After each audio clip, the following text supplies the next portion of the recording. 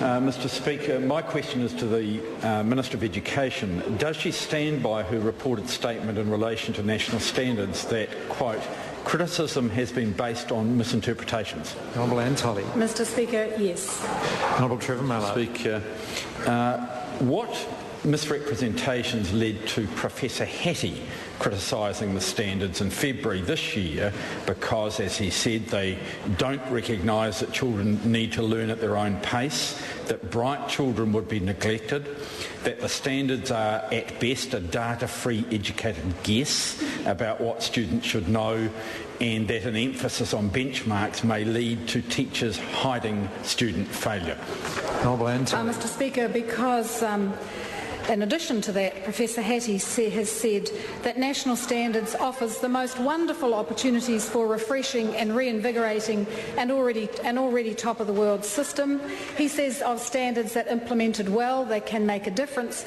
But he also says, much more tellingly, we cannot defend a system with 1 in 10 schools deemed failing. Point of order, Mr Speaker. Point of order, the Honourable Trevor Mallard. Mr Speaker, it was a pretty simple question about what misinterpretation. And quoting other things from Professor Hattie, I don't think addressed or answered that question. Order, it's an interesting challenge the member makes, because with respect to misinterpretation, the Minister added further comments by Professor Hattie, which gave further information about his interpretation of national standards, and I don't believe that was inconsistent with standing orders. I think it was a reasonable answer to the question. The Honourable Trevor Mallard. I think there was a call from... OK, Louise Upston. Thank you, Mr Speaker. Supplementary to the Minister of Education. What reports has she received of members of Parliament indulging in misrepresentations? The Honourable Anne Tolley. Mr Speaker, I've received 2 reports on misinterpretations. Order. The point of order, the Honourable Rodney Hyde. I just don't accept that question, I'm sorry, as an order at all.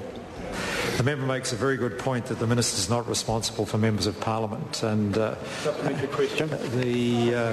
Before I come to the Honourable Trevor Mallard, I'll give the member a chance to ask a supplementary that's in order. Thank you, Mr Speaker. What reports has she received of others indulging in misrepresentations? Well, order. The Minister can only be responsible for issues to do with education. I've given the member a second chance. Sorry, can I have one more go? Louise Upston, this is Thank you, Mr. Speaker. Under the 3 strikes and 1's out policy. This is it. Louise Upston. What reports has she received about misrepresentations? Order. To Mr Speaker. The Honourable Trevor Mallard. The Honourable Trevor Mallard. Is she allowed to stay, or does she have to go? No. Order. I did not mean it in that manner. I meant that I'd be ruling her chance for a supplementary question out to the Honourable Trevor Mallard. Mr Speaker, my supplementary question is, what misinterpretation led to Hamilton East School stating that it had reported to parents on the basis of national standards but had not moderated their results with other schools? The Honourable Anne Tolley. Mr Speaker, the primary question was about criticism of the national standards being based on misinterpretations. From the sentence that the members just read out, I see that as a perfectly responsible report to parents. Well, it seems that if that's the case, the Minister could answer along those lines. I mean, it would seem that the question the supplementary question is related to the primary question. And because the Minister asked about what misinterpretation was involved in that course of action. I don't see there isn't any misrepresentation. In fact, the school's being very open with its parents. That seems a perfectly reasonable answer. The Honourable Trevor Mallard. In light of that answer, Mr Speaker, is the Minister stating that moderation is not necessary? And if so, how can her standards, which involve teacher judgment, be described as national standards? Exactly. The Honourable Anne Tolley.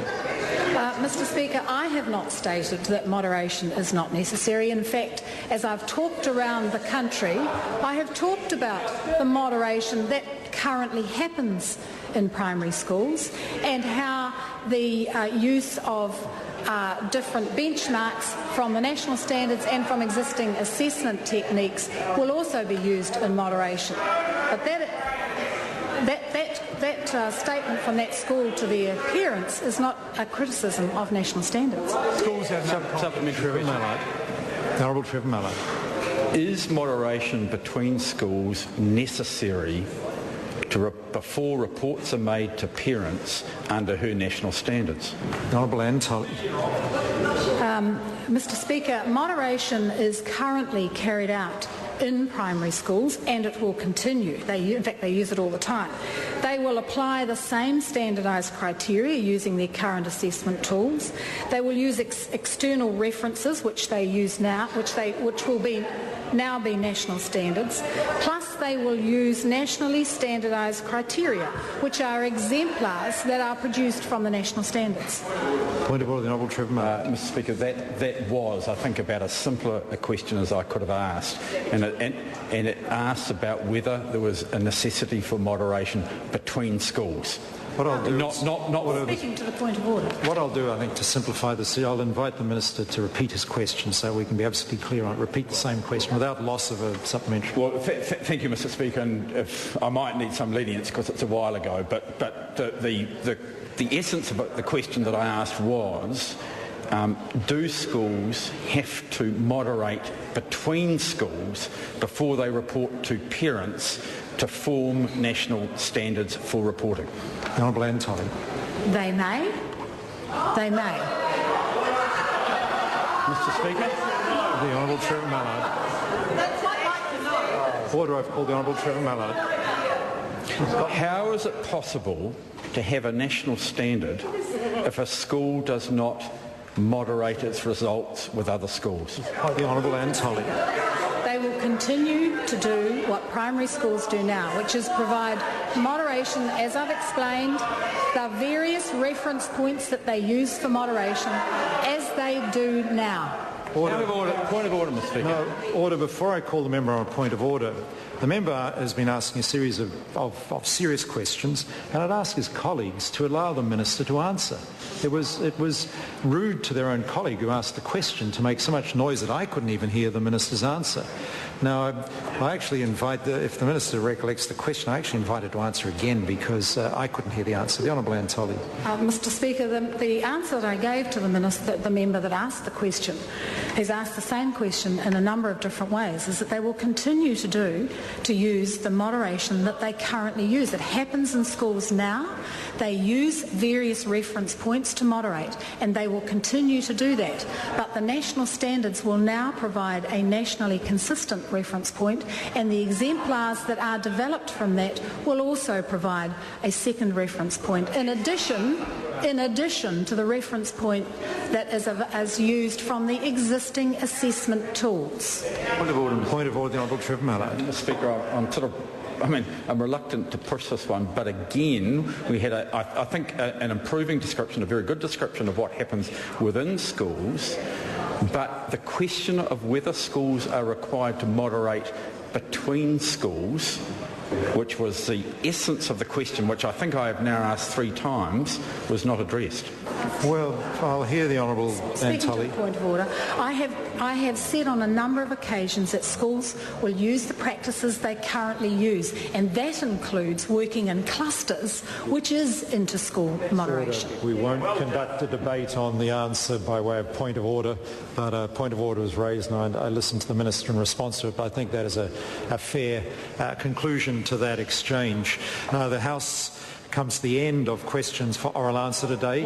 Point of order, the Honourable Trevor Mallard. Mr. Speaker, I seek leave to table the Tapanui School newsletter of the 5th of February, which includes a statement of that school's position on national standards. Leave is sought to table that document. Is there any objection?